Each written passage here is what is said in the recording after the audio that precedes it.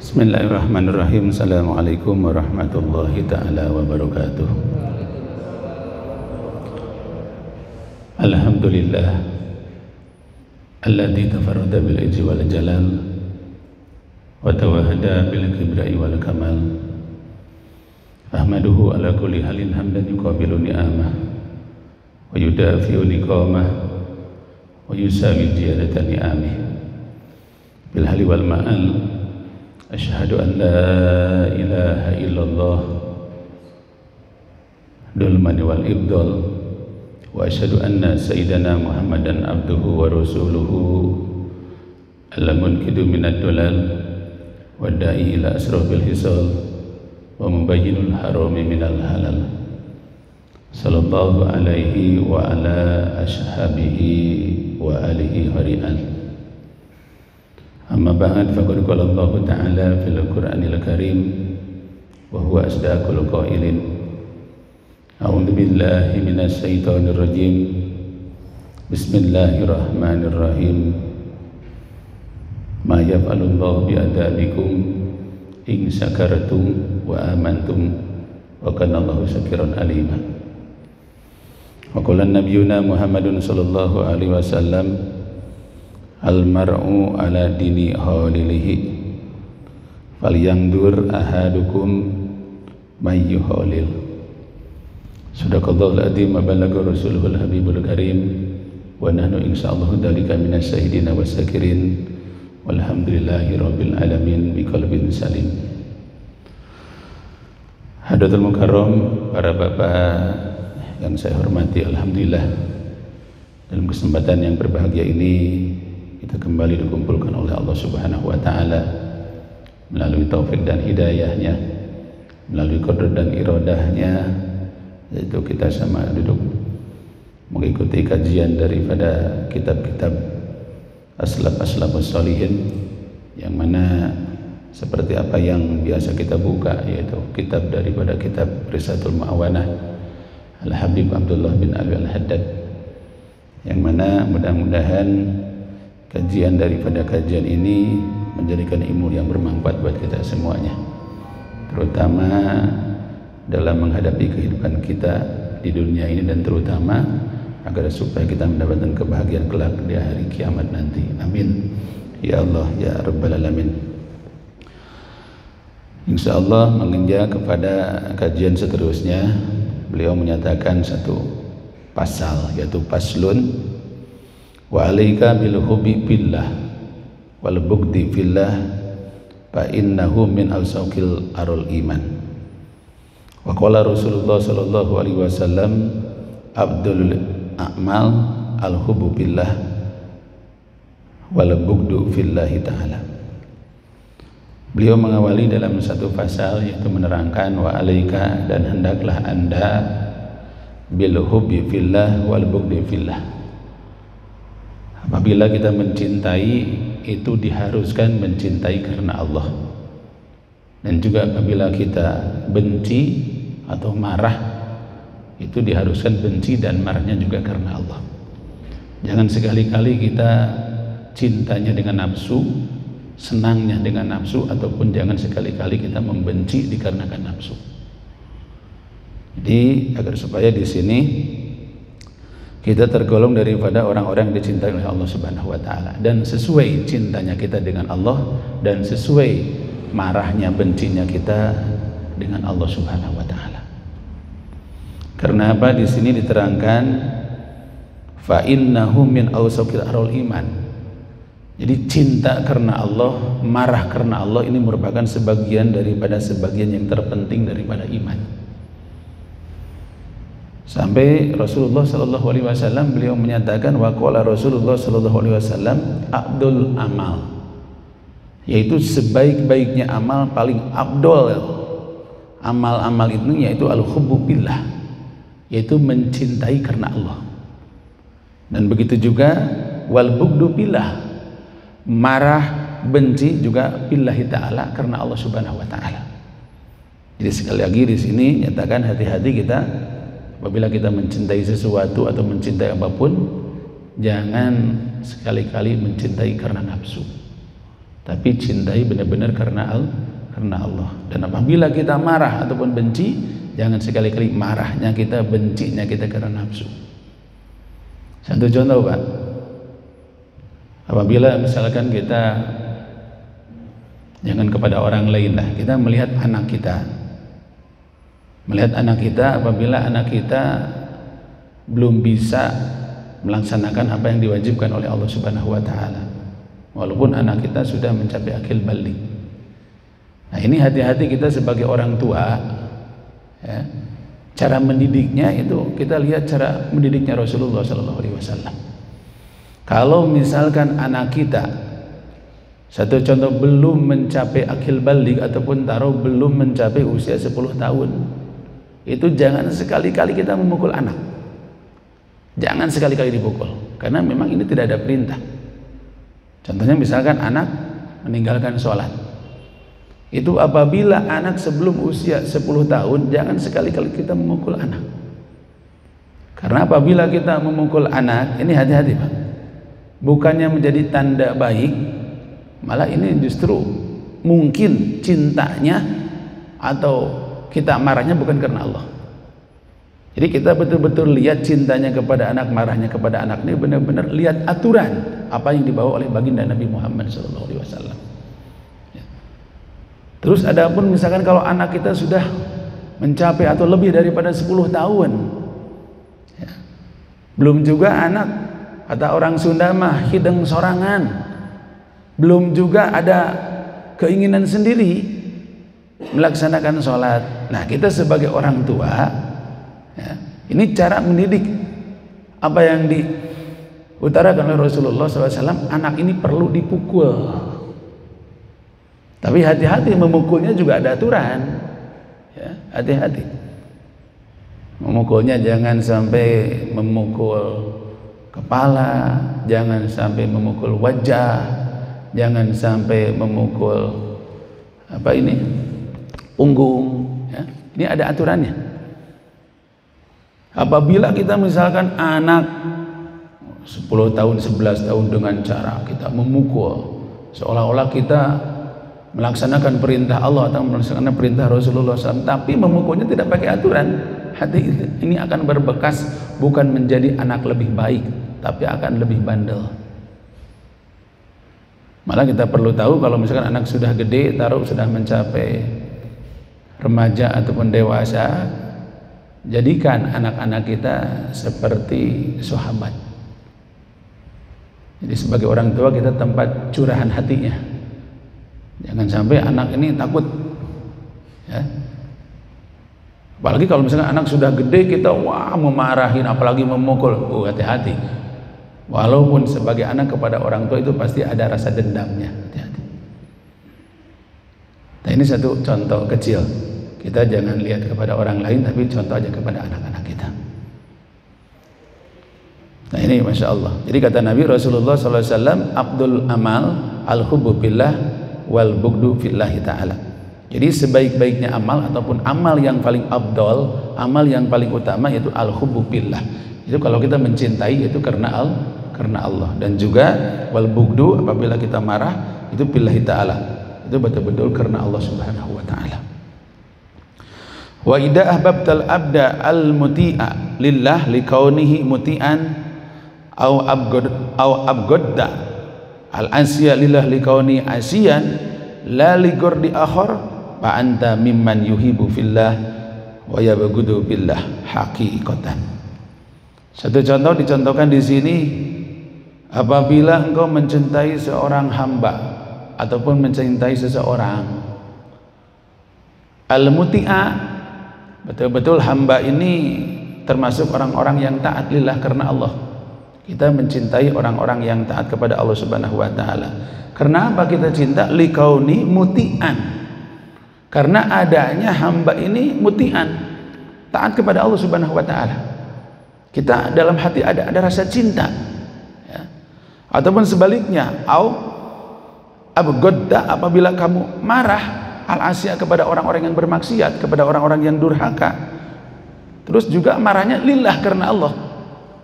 Liqaunihi, kenapa kita marah? Karena adanya betul-betul orang ini asian, yaitu bermaksiat kepada Allah Subhanahu wa taala. La ligordil akhor, bukan karena kita mengarahi selain daripada itu. Insyaallah di sini dikatakan fa anta mimman yuhibbu billah wa yubghidu fillah haqiqatan. Berarti insyaallah engkau ini termasuk daripada orang-orang yang mencintai betul-betul karena Allah dan marah karena Allah hakikatan, pada hakikatnya. Kadang-kadang kita Pak, naudzubillah, kalau benci kepada seseorang kita tidak melihat orang ini taat atau maksiat, tiba-tiba benci aja. Padahal jangan begitu. Kalau misalkan ada orang yang dolim kepada kita, orang yang jahat kepada kita, hasud kepada kita, terus si orang ini taubat, orang ini minta maaf kepada kita, ataupun orang ini menjadi orang baik, jadi orang taat, itu hati-hati. Kita jangan sampai seolah-olah tertanam dalam hati kita rasa benci ataupun rasa dendam karena dengan kedolimannya. Jangan sekali-kali kita ada rasa dendam karena ketidakbaikannya, tapi lihat kita taatnya. Kadang-kadang kita kalau benci atau cinta itu sama sekali tidak berdasarkan kepada cintanya kepada Allah dan bencinya kepada Allah. Maaf, dan bencinya karena Allah. Ini hati-hati. Ini termasuk hawa. Ini termasuk daripada keluar dari nafsu. Celaka kita, naudzubillah. Siapapun orangnya, apabila misalkan tadinya orang jahat ataupun orang bermaksiat, mungkin kita bisa marah kepada orang maksiat atau benci kepada orang-orang maksiat, tapi begitu juga marahnya, bencinya bukan kepada orangnya, tapi benci kepada kemaksiatannya, sesuai dengan bencinya Allah kepada maksiat.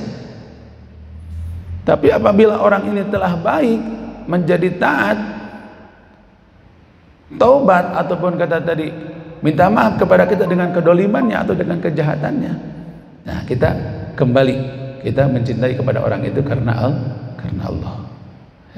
Jangan sekali lagi kita mencintai karena nafsu ataupun benci karena nafsu. Hati-hati Pak. Jadi apa kacamata kita? Yaitu syariat. Jangan melihat misalkan maaf ini saudara, ya. Nah, saudara misalkan benci kepada seseorang karena saudara didukung. Ya kalau misalkan saudaranya memang tidak ada di jalur agama, ya kita juga mungkin bisa mematahi, mungkin bisa mengikuti daripada orang yang dibencinya sama saudara kita. Kenapa nih saudara kita benci? Nah itu yang menjadi dasar buat kita. Jadi insya Allah apabila kita mencintai kepada seorang hamba ataupun kepada seseorang yang taat, betul-betul mencintai karena Allah, karena memang orang ini mutian, yaitu orang yang taat, ataupun kita marah kepada orang yang bermaksiat karena adanya orang ini asian, yaitu maksiat, la ligordi akhor, bukan karena apa-apa, bukan karena tujuan apa-apa, itu insya Allah fa anta mimman yuhibbu fillah wa yubghidu fillah haqiqatan. Engkau berarti termasuk daripada orang-orang yang betul mencintai Allah, cinta karena Allah, dan juga benci atau marah karena Allah. Seterusnya di sini dikatakan fa idza lam tajidu bin nafsika mahabbatan li alil khair li khairihim, ya. Dan juga wa karahatan li ali syarr li syarrihim fa'lam annaka dhaiful iman. Apabila Anda tidak menemui di dalam diri Anda, apabila Anda tidak menemui di dalam diri Anda mahabbatan li alil khair, mencintai kepada orang-orang yang baik, ahli-ahli kebaikan, sama sekali dalam hati tidak ada rasa cinta kepada orang-orang ahli-ahli kebaikan, padahal jelas-jelas li khairihim, kita melihat kebaikannya, dan juga wa karahatan li ahli syarr, tidak ada sama sekali dalam diri ini benci atau merasa benci kepada ahli-ahli kejelekan karena kejelekannya, paklam, ketahuilah, apabila sama sekali dalam hati ini tidak menemukan mencintai kepada ahli-ahli kebaikan dan tidak sama sekali ada rasa benci kepada ahli-ahli kejelekan, ahli-ahli maksiat, berarti di dalam diri Anda, paklam, ketahuilah annaka dhaiful iman, ketahuilah bahwa sesungguhnya engkau ini sangat lemah imannya. Ini naudzubillah, Jadi kita pupuk. Apabila betul baik, apabila betul kebaikan, kita cinta kepada kebaikan. Apabila betul-betul maksiat, durhaka ataupun kita benci kepada kedurhakaan. Apabila kita sama sekali tidak menemukan di dalam hati seperti itu, naudzubillah, sekali lagi kita termasuk daripada orang-orang yang lemah iman. Dan juga seterusnya kata Imam Haddad, wa alika bi suhbatil ahyar fatajil al asrar wal mujalasati sholihin wal mujanabati dolimin. Dan seterusnya beliau mengatakan, wa alika, dan mesti atau hendak kepada anda bi suhbatil ahyar, yaitu bersahabat dengan orang-orang yang baik, bersahabat dengan orang-orang pilihan. Ya, ini hendaknya perlu kita bersahabat dengan orang-orang baik. Walaupun kita tidak baik, insya Allah kalau bersahabat dengan orang-orang baik akan kebawa kebaikannya. Ya. Dan juga hati-hati di sini juga watajil al asron, jadi harus menjauhi daripada orang-orang yang tidak baik. Karena ditakutkan kita bukan bisa membawa kebaikan, tapi kita terbawa akan kejelekannya.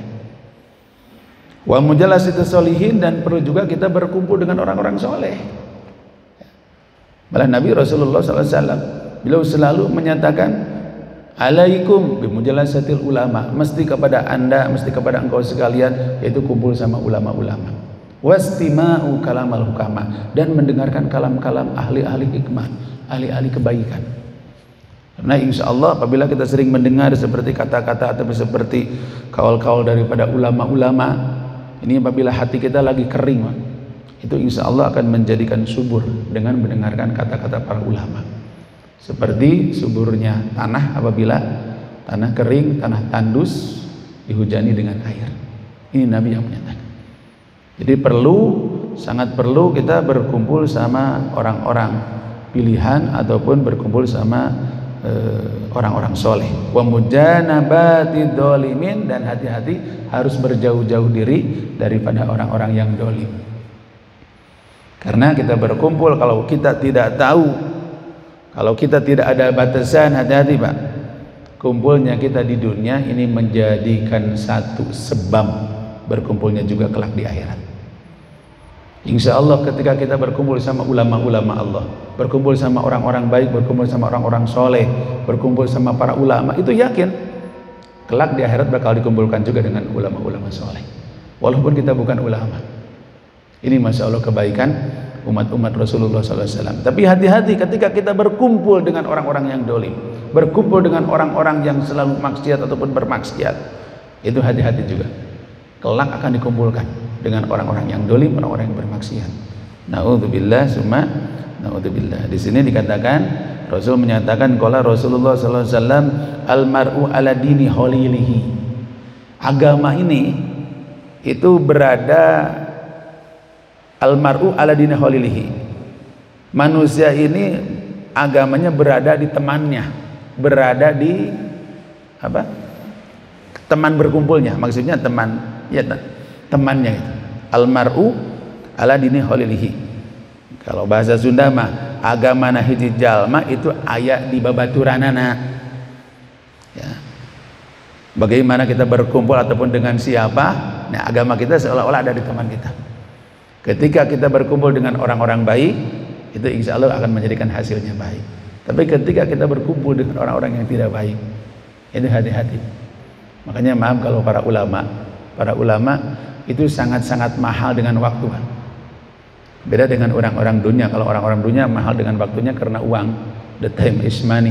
Waktu adalah uang. Tapi kalau para ulama itu sangat mahal dengan waktunya, itu dipakai ibadah. Kita tidak bisa berkumpul sama ulama ngobrol yang tidak ada gunanya, tidak ini, pasti ditinggalkan oleh ulama. Kalau omongan-omongan sudah tidak ada gunanya, ya, ulama-ulama seperti begitu. Makanya ulama-ulama sering yang namanya khalwat, menyendiri. Ya, daripada misalkan berkumpulnya tidak baik, mendingan sendiri. Kalau memang sendiri lebih baik daripada berkumpul, lebih baik sendiri. Tapi apabila berkumpulnya lebih baik daripada sendiri, kita lebih baik berkumpul. Ini yang dikatakan oleh Nabi Muhammad SAW. Ya.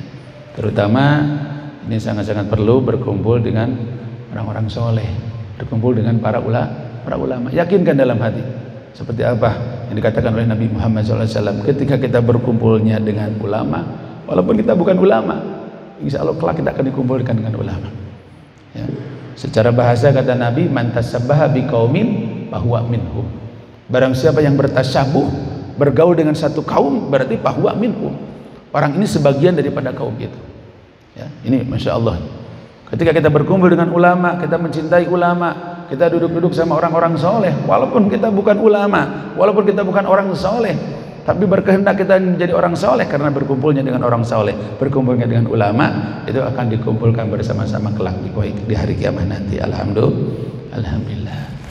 Makanya sangat perlu bukan saja kumpul, juga tanamkan rasa cinta kepada orang-orang soleh. Ya, karena dengan cinta ini kata Nabi, yusaru mar'u ma'aman ahabba, akan dikumpulkan seseorang dengan yang dicintainya. Terutama kita mencintai Rasulullah SAW. Ini masya Allah kata Nabi Rasulullah SAW, apabila kita ada rasa cinta kepada Rasulullah, betul-betul cinta, seperti di pesantren-pesantren sekarang ini masih rame ya mengadakan acara-acara maulid, karena memang masih hangat bulan-bulan Rabiul Awal ini dengan peringatan kelahiran daripada Nabi Muhammad SAW. Kenapa beliau-beliau ini mengadakan peringatan maulid Nabi? Saya yakin karena ada rasa cinta dalam hati. Kalau tidak ada rasa cinta dalam hati, mungkin tidak. Dengan rasa cintanya diungkapkan. Karena yang sangat penting ini, ketika kita mencintai seseorang, apalagi kata tadi mencintai ulama, apalagi mencintai Nabi, yakinkan kecintaan ini akan menjadi sebab dikumpulkannya kita dengan Nabi, berkumpulnya kita dengan para ulama, berkumpulkannya dengan para solihin. Satu contoh kata Nabi Rasulullah SAW tentang masalah iman. Masalah iman, contoh kita iman kepada Nabi, seberapa besar iman kita kepada Nabi Rasulullah SAW. Ya. Ini Nabi menyatakan dalam satu hadis, beliau menyatakan tuba liman ro'ani wa amanabi. Sangat bahagia orang yang telah melihatku dan beriman kepadaku. Ya. Siapa mereka? Ya para sahabat telah melihat Nabi. Tuba liman ro'ani wa amanabi. Sangat bahagia orang yang telah melihatku dan beriman kepadaku. Itu yang dikatakan tuba di sini bukan secara bahasa saja, tapi tuba ini kata Nabi sajaratul jannah, yaitu pohon yang ada di surga. Jadi seolah-olah orang yang mencintai Nabi ataupun orang yang telah melihat Nabi terus iman kepada Nabi, itu telah disiapkan pohon surganya nih. Maaf, pohon tuba ini di surga, sudah disiapkan pohonnya di surga. Tapi masya Allah ada juga kebaikan kata Nabi Rasulullah SAW.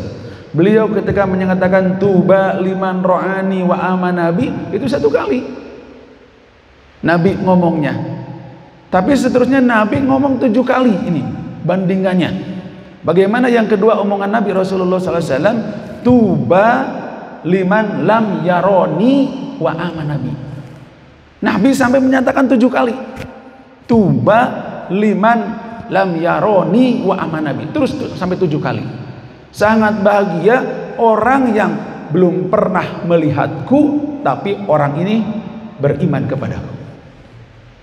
Ini sampai bandingannya Nabi kata tadi, kalau bahagia orang yang telah melihatku dan beriman kepadaku. Cuma Nabi ngomongnya 1 kali, tapi Nabi sampai ngomong 7 kali tuba liman lam yaroni wa amanabi, terus sampai 7 kali.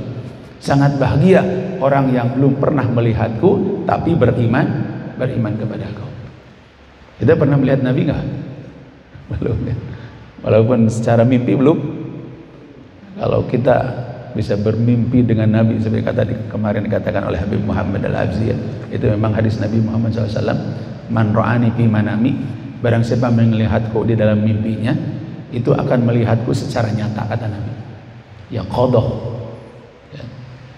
Jadi kalau kita berkeinginan minta kepada Allah, ya Allah, minta bisa bertemu dengan Nabi walaupun dengan mimpi.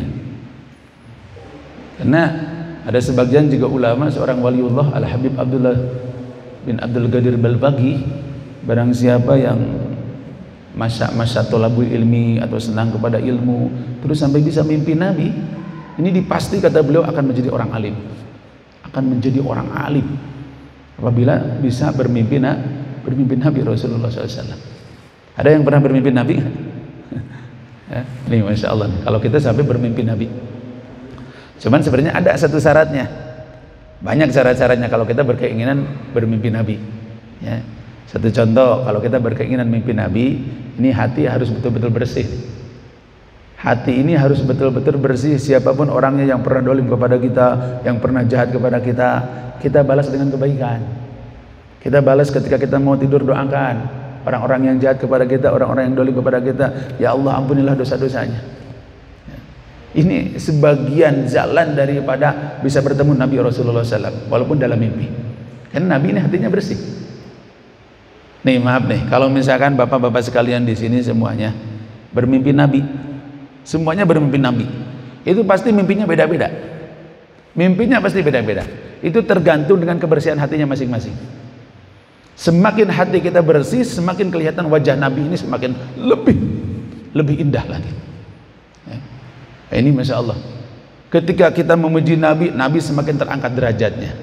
Ketika semakin kita bersih hati kita, akan melihat Nabi semakin bersih juga, semakin bersih juga.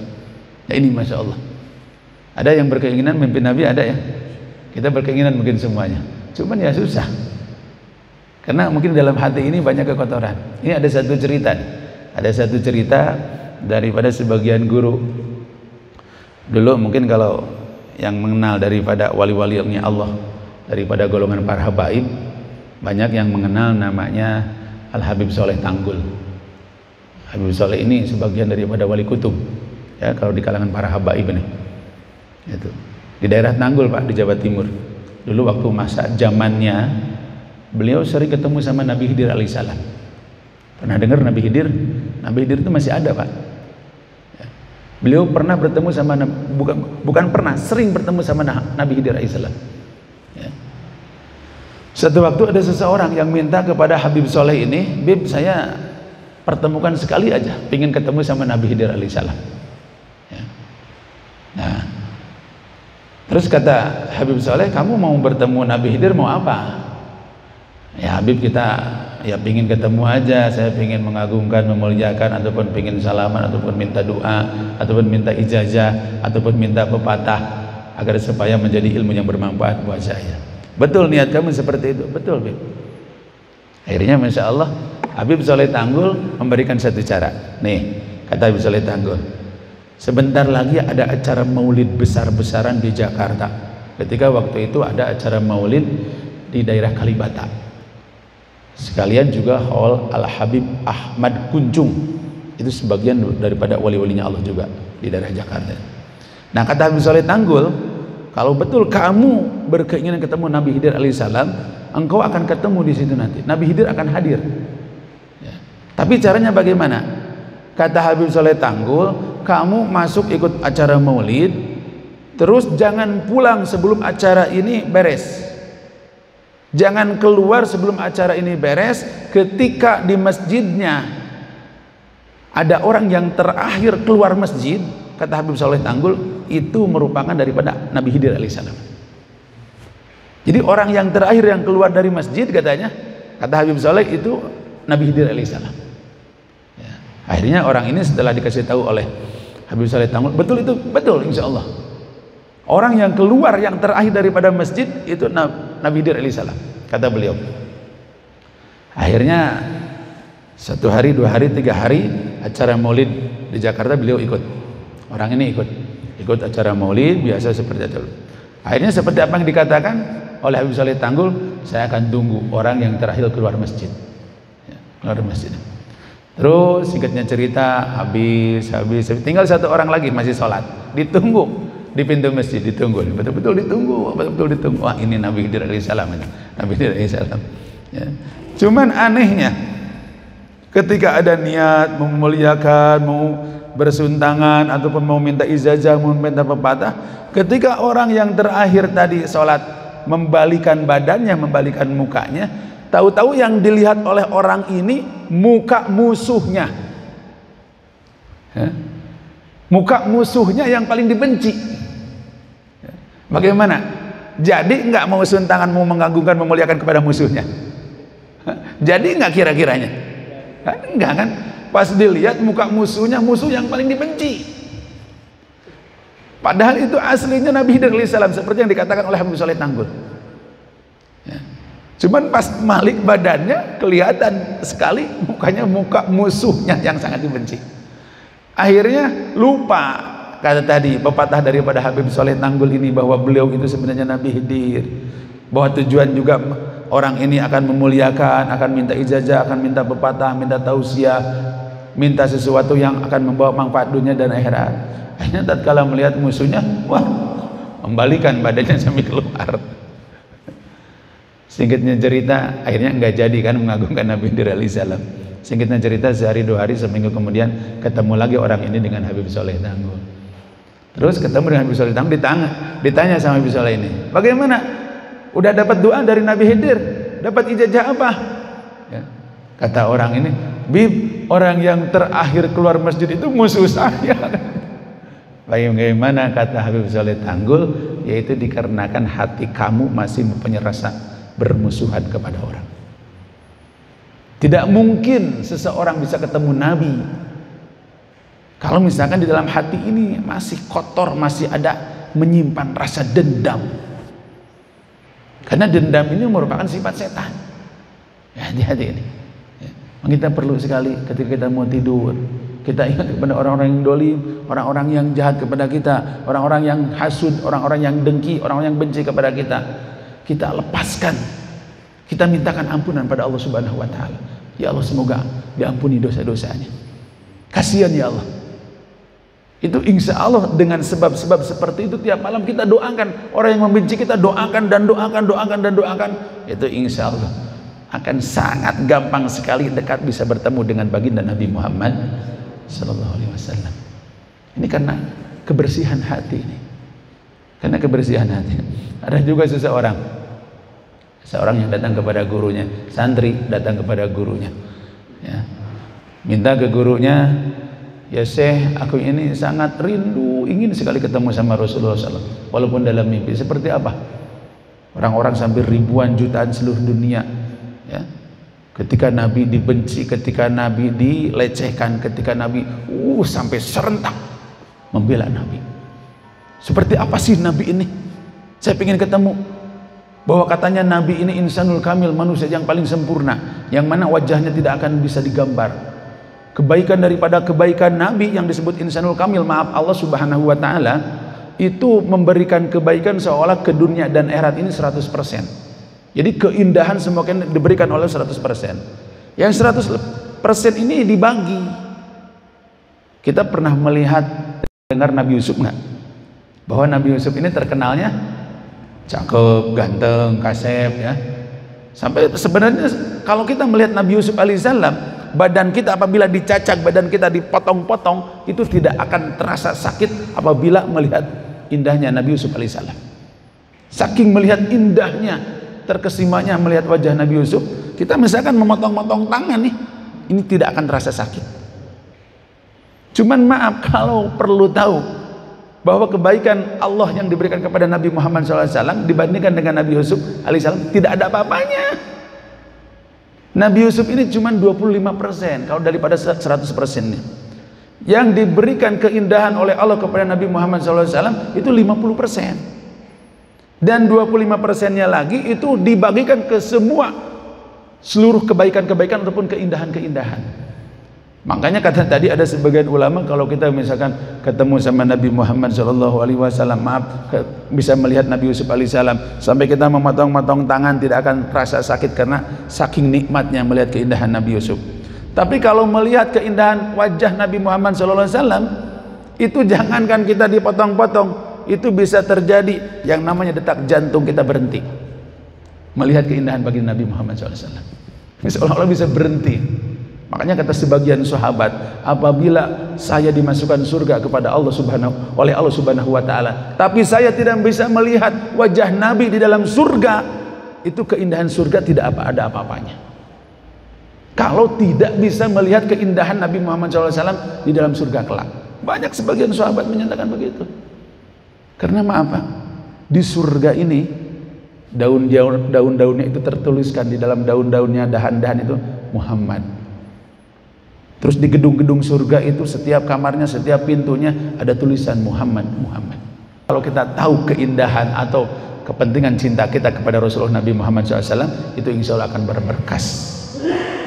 Ini sangat disayangkan sekali ya, padahal masih banyak pembahasan nih ya, agar supaya bagaimana kita melihat keindahan Nabi Muhammad SAW, karena mungkin dikarenakan waktu, tapi insya Allah lah nanti disambung kembali malam minggu depannya. Dikarenakan kata tadi Pak Ustadz Asep, beliau menyatakan setelah sholat Isya ada undangan semuanya ke daerah mana? Ya, kita insya Allah ngikutin apa yang apa yang diundangkan oleh, karena sebagian hakul muslim alal muslim ini apabila kita diundang, waktu kita ada, kita datang. Ini sebagian hakul muslim alal muslim, ketika kita diundang kita datang ya. Jadi mudah-mudahan walaupun ini belum selesai nih, padahal ini masih banyak sekali nih yang harus dibahas, tapi mudah-mudahan dengan belum selesai ini tetap akan menjadikan ilmu yang bermanfaat dan tidak mengurangi rasa faidah keutamaan kita. Amin, amin ya Allah ya rabbal alamin. Wabillahi taufiq wal hidayah wa minkum. Assalamualaikum warahmatullahi wabarakatuh.